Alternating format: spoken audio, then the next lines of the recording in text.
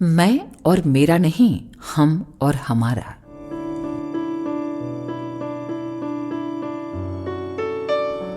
मनुष्य अहंकार से प्रेरित होकर दुष्कर्म करता है, पर वो बड़ा क्षुद्र प्राणी है। जब परमात्मा की मार उस पर पड़ती है तो बेहाल होकर रोता चिल्लाता है। सुख तो उसकी इच्छाओं के अनुकूल सात्विक दिशा में चलने में, प्राकृतिक नियमों के पालन करने में ही है। अपनी क्षणिक शक्ति के घमंड में आया हुआ मनुष्य कभी सही मार्ग पर नहीं चलता, इसलिए उसे सांसारिक कष्ट भोगने पड़ते हैं।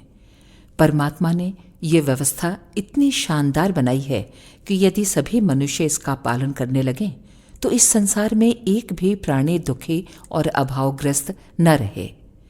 ईश्वर उपासना मनुष्य का स्वाभाविक धर्म है। नदियां जब तक समुद्र में नहीं मिल जाती अस्थिर और बेचैन रहती हैं।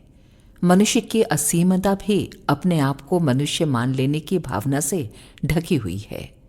उपासना विकास की प्रक्रिया है। संकुचित को सीमा रहित करना, स्वार्थ को छोड़कर परमार्थ की ओर अग्रसर होना, मैं और मेरा छुड़ाकर हम और हमारी की आदत डालना ही मनुष्य के आत्म तत्व की ओर विकास की परंपरा है। ये तभी संभव है जब वो सर्वशक्तिमान परमात्मा की सत्ता को स्वीकार कर ले, उसकी शरणागति की प्राप्ति हो जाए। मनुष्य रहते हुए मानवता की सीमा को भेद कर उसे देव स्वरूप में विकसित कर देना ईश्वर की शक्ति का कार्य है। उपासना का अर्थ परमात्मा से उस शक्ति को प्राप्त करना ही है। अखंड ज्योति, जुलाई 1971, पृष्ठ 4।